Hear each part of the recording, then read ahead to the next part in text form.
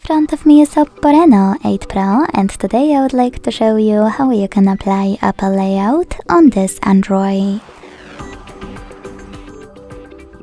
First of all, go into Play Store and download free app called Launcher OS from Launcher Studio Developer.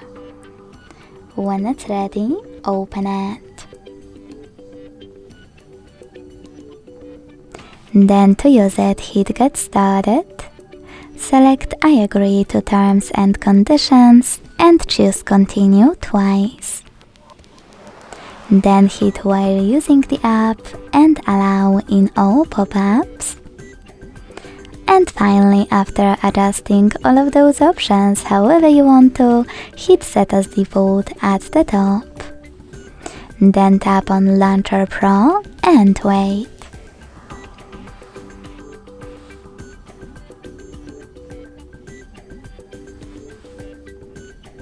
As you can see, after that, Apple layout was successfully applied. If you wish to go back to the default one, you can always go into the same app, tap on Set as Default at the top and hit System Launcher.